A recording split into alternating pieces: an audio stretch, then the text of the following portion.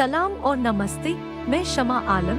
हमारे रविवार के दर्शकों के लिए एक दिलचस्प कहानी है।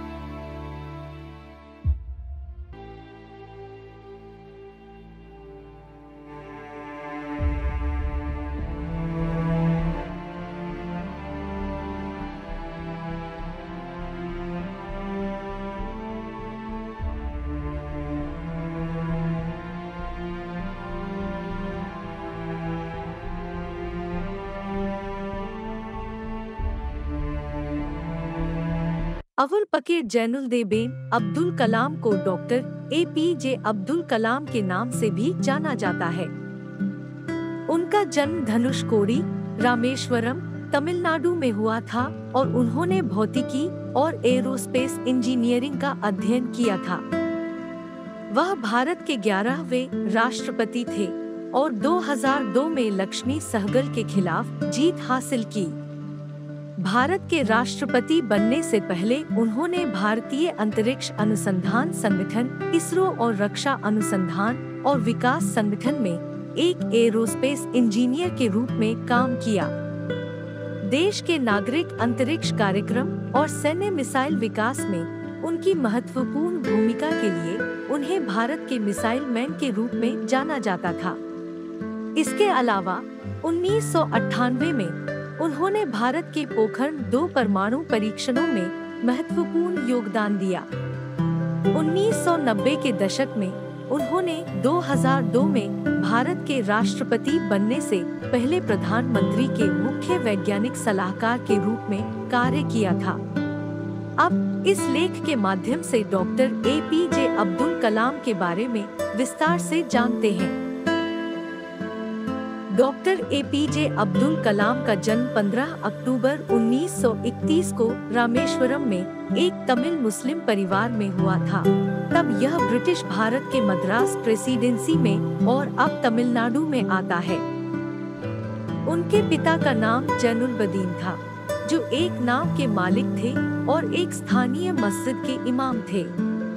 उनकी मां का नाम आशियम्मा था, जो एक गृहिणी थी। अब्दुल कलाम 5 भाई बहनों में सबसे छोटे थे। सबसे बड़ी एक बहन थी जिसका नाम आसिम जोहरा था और 3 बड़े भाई अर्थात मोहम्मद, मुथु, मीरा लेबाई मरायार, मुस्तफा कलाम और कासिम मोहम्मद थे। वह अपने परिवार के बहुत करीब थे और बहुत मदद करते थे, हालांकि वे अपने जीवन भर कुंवारे रहे। उनके पूर्वज कई संपत्तियों और भूमि के बड़े ट्रस्ट के साथ धनी व्यापारी और जमींदार थे। वे मुख्य भूमि और द्वीप के बीच और श्रीलंका से किराने का सामान व्यापार करते हैं और मुख्य भूमि से पाम्बिया द्वीप के तीर्थयात्रियों को भी पार करते हैं।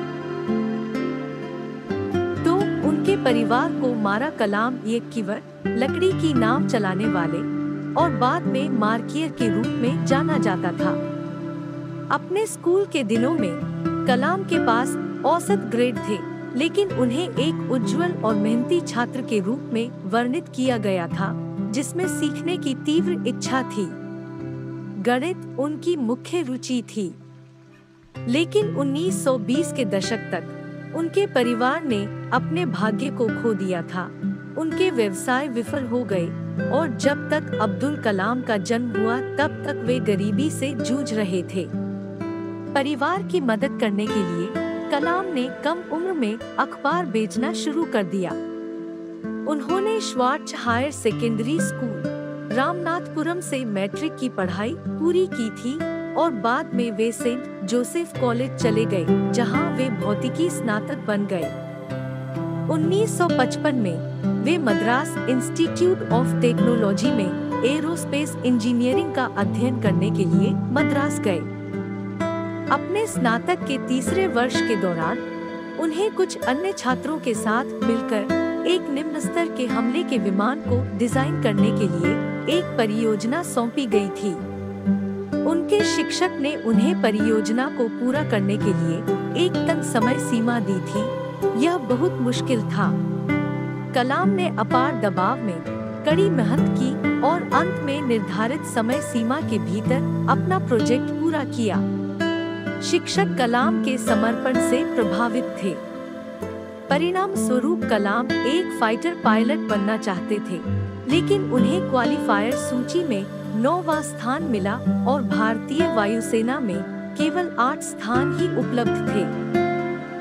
एपीजे अब्दुल कलाम ने 1957 में मद्रास इंस्टीट्यूट ऑफ टेक्नोलॉजी से अपना स्नातक पूरा किया था और 1958 में एक वैज्ञानिक के रूप में वे रक्षा अनुसंधान और विकास संगठन DRDO के वैमानिकी विकास प्रतिष्ठान में शामिल हुए थे। 1960 के दशक की शुरुआत में उन्होंने प्रसिद्ध अंतरिक्ष वैज्ञानिक विक्रम साराभाई के अधीन Indian national committee for space research के साथ काम किया। उन्होंने DRDO में एक छोटा होवरक्राफ्ट डिजाइन करके अपने करियर की शुरुआत की थी। हैम्पटन, वर्जीनिया में नासा के लैंगली रिसर्च सेंटर का दौरा करने के बाद 1963 से 64 में ग्रीन बेल्ट, मैरीलैंड और वॉलोप्स फ्लाइट सुविधा में गोडार्ड स्पेस फ्लाइट सेंटर, उन्होंने 1965 में DRDO में स्वतंत्र रूप से एक विस्तार योग्य रॉकेट परियोजना पर काम करना शुरू कर दिया था। वह DRDO में अपने काम से बहुत संतुष्ट नहीं थे और जब उन्हें 1969 में इसरो को स्थानांतरण आदेश मिले तो वे खुश हो गए। वहां उन्होंने सिल्वी-II के परियोजना निदेशक के रूप में कार्य किया, जिसने जुलाई 1980 में रोहिणी उपग्रह को निकट पृथ्वी की कक्षा में सफलतापूर्वक तैनात किया। यह भारत का पहला स्वदेशी रूप से डिजाइन और निर्मित उपग्रह प्रक्षेपण यान है। कलाम ने 1969 में सरकार की स्वीकृति प्राप्त की और अधिक इंजीनियरों को शामिल करने के लिए कार्यक्रम का विस्तार किया। 1970 के दशक में उन्होंने भारत में अपने भारतीय रिमोट सेंसिंग IRS उपग्रह को सूर्य कक्षा में लॉन्च करने की अनुमति देने के उद्देश्य से ध्रुवीय उपग्रह प्रक्षेपण यान PSLV को विकसित करने का प्रयास किया था। PSLV परियोजना सफल रही और 20 सितंबर 1993 को यह पहली बार लॉन्च किया गया था। राजा रामन्ना ने अब्दुल कलाम को TBRL के प्रतिनिधि के रूप में देश के पहले परमाणु परीक्षण स्माइलिंग बुद्धा के साक्षी के रूप में आमंत्रित किया, भले ही उन्होंने इसके विकास में भाग नहीं लिया था। 1970 के दशक में अब्दुल कलाम ने प्रोजेक्ट डेविल और प्रोजेक्ट वेलिएंट नामक 2 परियोजनाओं का निर्देशन किया। क्या आप प्रोजेक्ट डेविल के बारे में जानते हैं?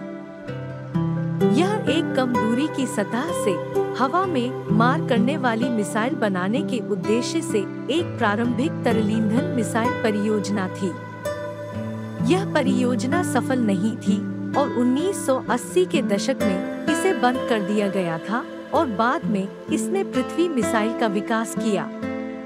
दूसरी ओर प्रोजेक्ट वेलिएंट ने अंतर महाद्वीपीय बैलिस्टिक मिसाइल के विकास के उद्देश्य से किया।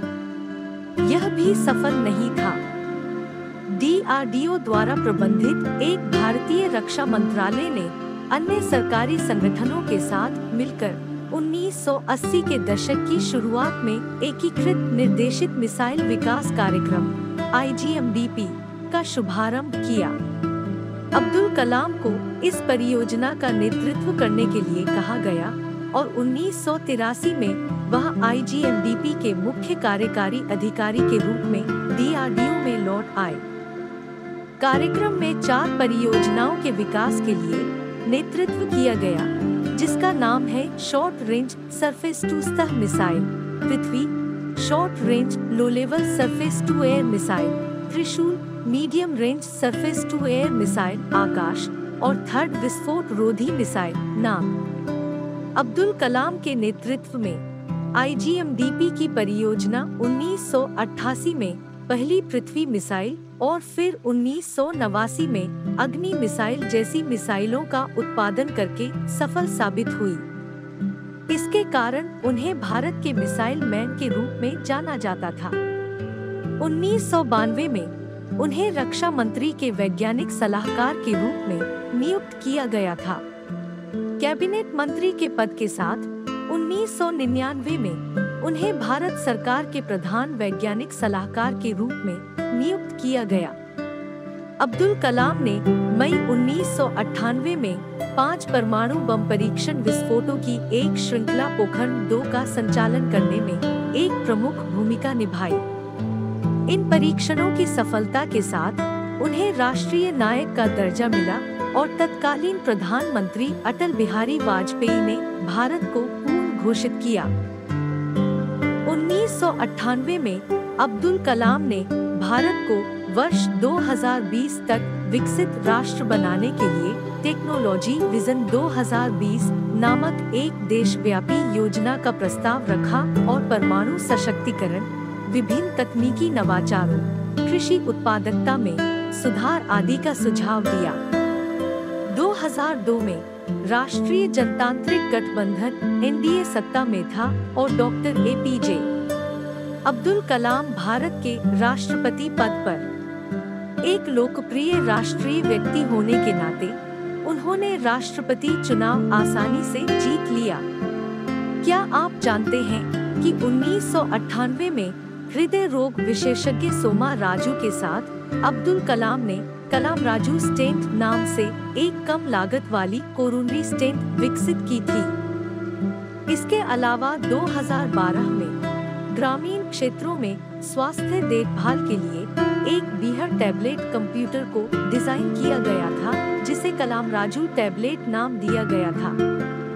10 जून 2002 को एनडीए सरकार ने डॉक्टर एपीजे अब्दुल कलाम राष्ट्रपति पद के लिए विपक्ष की नेता का सुझाव दिया। साथ में कांग्रेस ने अध्यक्ष सोनिया गांधी का नाम लिया। डॉक्टर अब्दुल कलाम ने 25 जुलाई 2002 से 25 जुलाई 2007 तक भारत के राष्ट्रपति के रूप में कार्य किया। वह राष्ट्रपति भवन पर कब्जा करने वाले पहले वैज्ञानिक और पहले स्नातक थे। क्या आप जानते हैं कि राष्ट्रपति चुनाव में उन्हें लगभग 9,22,884 मिले थे और उन्होंने लक्ष्मी सहगल को हराया था। के.आर. नारायणन के बाद वे भारत के 11वें राष्ट्रपति बने। उन्होंने प्रतिष्ठित भारत रत्न प्राप्त किया और 1954 में डॉक्टर सर्वपल्ली राधाकृष्णन के बाद सर्वोच्च नागरिक सम्मान पाने वाले तीसरे राष्ट्रपति बने। 1963 में डॉ. जाकिर हुसैन को भी यह मिला था। डॉक्टर अब्दुल कलाम को जनवादी राष्ट्रपति के रूप में भी जाना जाता था। डॉक्टर कलाम के अनुसार राष्ट्रपति के रूप में उनके द्वारा लिया गया सबसे कठिन निर्णय ऑफिस ऑफ प्रॉफिट के बिल पर हस्ताक्षर करने का था। अपने 5 साल के कार्यकाल के दौरान वह भारत को एक विकसित राष्ट्र में बदलने के अपने दृष्टिकोण के लिए प्रतिबद्ध रहे।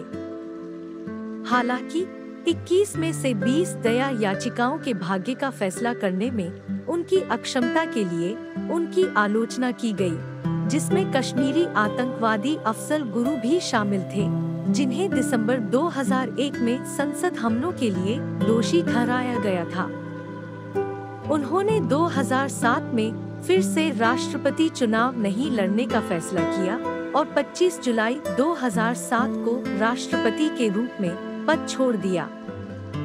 कार्यालय छोड़ने के बाद डॉक्टर अब्दुल कलाम ने शैक्षणिक क्षेत्र को चुना और भारतीय प्रबंधन संस्थान शिलांग, भारतीय प्रबंधन संस्थान अहमदाबाद, भारतीय प्रबंधन संस्थान इंदौर, भारतीय विज्ञान संस्थान के मानद साथी के रूप में विजिटिंग प्रोफेसर बने।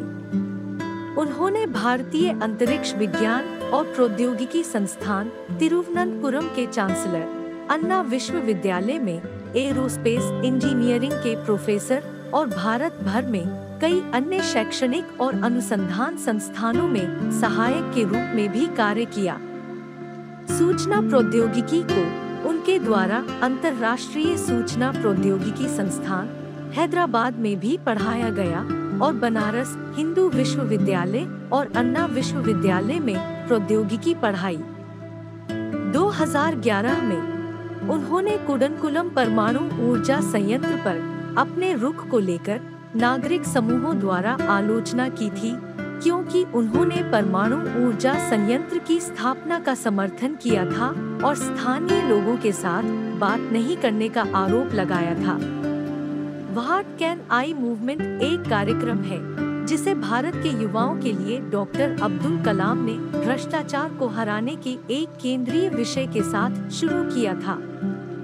27 जुलाई 2015 को डॉक्टर अब्दुल कलाम IIM शिलोंग में एक व्याख्यान दे रहे थे, जहां उन्हें दिल का दौरा पड़ा और उनकी स्थिति गंभीर हो गई, इसलिए उन्हें बेथानी अस्पताल में स्थानांतरित कर दिया गया, जहां बाद में कार्डियक अरेस्ट से उनकी मृत्यु हो गई।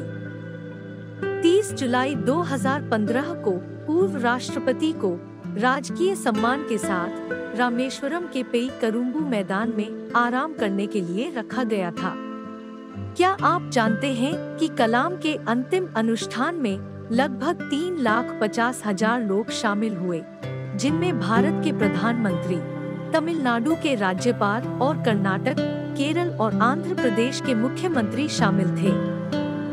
दिवंगत राष्ट्रपति डॉक्टर APJ अब्दुल कलाम की याद में भारत के तमिलनाडु के रामेश्वरम के द्वीप शहर में पेई करम्बू में उनके नाम पर एक स्मारक बनाया गया था। 27 जुलाई 2017 को इसका उद्घाटन भारत के प्रधानमंत्री नरेंद्र मोदी द्वारा किया गया था। क्या आप जानते हैं कि इस स्मारक का निर्माण किसने कराया था? इसे रक्षा अनुसंधान एवं विकास संगठन DRDO द्वारा बनाया गया था। स्मारक में रॉकेट और मिसाइलों की विभिन्न प्रतिकृति रखी गई है, जो डॉक्टर अब्दुल कलाम के काम को दर्शाता है। साथ ही उनके जीवन के बारे में कुछ एक्रिलिक चित्रों को भी सैकड़ों चित्रों के साथ प्रदर्शित किया गया है, जो डॉक्टर कलाम के जीवन को दर्शाते हैं। स्मारक के प्रवेश द्वार पर डॉक्टर APJ अब्दुल कलाम को उन्हें वीणा एक वाद्य यंत्र बजाते हुए दिखाया गया था। इसके साथ 2 और प्रतिमाएं बैठी और खड़ी मुद्रा में हैं। पुरस्कार और उपलब्धियां। 1981 में डॉक्टर कलाम को भारत सरकार से पद्म भूषण प्राप्त हुआ। 1990 में डॉक्टर कलाम को भारत सरकार से पद्म विभूषण प्राप्त हुआ। 1994 और 1995 में इंस्टीट्यूट ऑफ डायरेक्टर्स इंडिया और national academy of medical sciences द्वारा प्रतिष्ठित फेलो और मानद फेलो का पुरस्कार मिला। 1997 में उन्होंने भारत सरकार से भारत रत्न और भारतीय राष्ट्रीय कांग्रेस से राष्ट्रीय एकता के लिए इंदिरा गांधी पुरस्कार प्राप्त किया था। 1998 में भारत सरकार की ओर से वीर सावरकर पुरस्कार। 2000 में अरवरस रिसर्च सेंटर चेन्नई से रामानुजन पुरस्कार। 2007 में उन्हें रॉयल सोसाइटी UK द्वारा किंग चार्ल्स II मेडल से सम्मानित किया गया और ब्रिटेन के यूनिवर्सिटी ऑफ वोल्वरहैम्पटन से डॉक्टरेट ऑफ साइंस किया। 2008 में उन्होंने ASME फाउंडेशन USA द्वारा दिए गए हूवर मेडल जीते और नान्यांग टेक्नोलॉजिकल यूनिवर्सिटी सिंगापुर द्वारा डॉक्टर ऑफ इंजीनियरिंग प्राप्त किया। 2007 में उन्हें रॉयल सोसाइटी UK द्वारा किंग चार्ल्स II मेडल से सम्मानित किया गया और ब्रिटेन के यूनिवर्सिटी ऑफ वोल्वरहैम्पटन से डॉक्टरेट ऑफ साइंस किया। 2008 में उन्होंने ASME फाउंडेशन USA द्वारा दिए गए हूवर मेडल जीते और नान्यांग टेक्नोलॉजिकल यूनिवर्सिटी सिंगापुर द्वारा डॉक्टर ऑफ इंजीनियरिंग प्राप्त किया। 2009 में the California Institute of Technology USA ने कलाम को International von Karman Wings Award, ASME Foundation America के हूवर मेडल और ओकलैंड यूनिवर्सिटी द्वारा मानद डॉक्टरेट प्रदान किया। 2010 में वाटरलू विश्वविद्यालय द्वारा इंजीनियरिंग के डॉक्टर। 2011 में IEEE ने कलाम को IEEE मानद सदस्यता से सम्मानित किया। 2012 में साइमन फ्रेजर विश्वविद्यालय द्वारा डॉक्टर ऑफ लॉज। 2013 में नेशनल स्पेस सोसाइटी द्वारा वॉन ब्रॉन पुरस्कार, 2014 में एडिनबर्ग विश्वविद्यालय ब्रिटेन द्वारा doctor of science. Doctor Kalam 40 विश्वविद्यालयों के मानद डॉक्टरेट के प्राप्तकर्ता थे। साथ ही डॉक्टर कलाम के 79वें जन्मदिन को संयुक्त राष्ट्र द्वारा विश्व छात्र दिवस के रूप में मान्यता दी गई थी। उन्हें 2003 और 2006 में MTV youth icon of the year के लिए भी नामांकित किया गया था। उनकी मृत्यु के बाद उन्हें 15 अक्टूबर को तमिलनाडु राज्य सरकार की तरह कई श्रद्धांजलि मिली, जो उनके जन्मदिन पर राज्य भर में युवा पुनर्जागरण दिवस के रूप में मनाने की घोषणा की गई है। इसके अलावा राज्य सरकार ने डॉक्टर APJ अब्दुल कलाम पुरस्कार की स्थापना की, जिसमें 8 ग्राम स्वर्ण पदक, 1 प्रमाण पत्र और 5 लाख रुपए थे। 2015 से एक स्वतंत्रता दिवस पर राज्य के निवासियों को वैज्ञानिक विकास, मानविकी या छात्रों के कल्याण को बढ़ावा देने में उपलब्धियों के साथ प्रतिवर्ष पुरस्कार प्रदान किया जाएगा। साथ ही डॉक्टर कलाम के जन्म की सालगिरह पर CBSE ने CBSE पाठ्यक्रम या अभिव्यक्ति श्रृंखला में उनके नाम पर कुछ विषय निर्धारित किए। यही नहीं, 15 अक्टूबर 2015 को कलाम के जन्म की 84वीं वर्षगांठ पर भारत के प्रधानमंत्री नरेंद्र मोदी ने नई दिल्ली में DRDO भवन में कलाम की स्मृति में डाक टिकट जारी किया। जैसा कि हम जानते हैं कि डॉक्टर अब्दुल कलाम अपने परिवार में सबसे छोटे बच्चे थे और अपने माता पिता और भाइयों और बहनों के करीबी थे। उन्होंने कभी शादी नहीं की और अपने रिश्तेदारों की पूरी जिंदगी सेवा की। इसमें कोई शक नहीं कि वह सरल जीवन शैली वाले एक बहुत ही सरल व्यक्ति थे। उनके पास वीणा और पुस्तकों के संग्रह सहित कुछ संपत्ति थी। वह एक दयालु दिल का आदमी थे, शाकाहारी और सादा भोजन करते थे। डॉक्टर अब्दुल कलाम के करीबी SM खान के अनुसार एक किताब the people's president, Abdul Kalam कहते हैं, वह एक सच्चे मुसलमान का जीवन जीते थे, लेकिन अन्य सभी धर्मों के लिए उच्च सम्मान रखते थे और उनका मानना था कि मानवतावाद मानव का सबसे बड़ा गुण है। 27 जुलाई 2015 को Indian institute of management Shillong में एक व्याख्यान देते हुए वह गिर गए और बेथानी अस्पताल ले जाया गए, जहां उन्हें कार्डियक अरेस्ट से मृत होने की पुष्टि हुई और 30 जुलाई 2015 को रामेश्वरम के पीयूकरुम्बु द्वीप में अंतिम संस्कार किया गया। न्यू इंडिया न्यूज की ओर से भारत के मिसाइल मैन को श्रद्धांजलि। अधिक महान हस्तियों के बारे में जानने के लिए शेयर तथा सब्सक्राइब करें।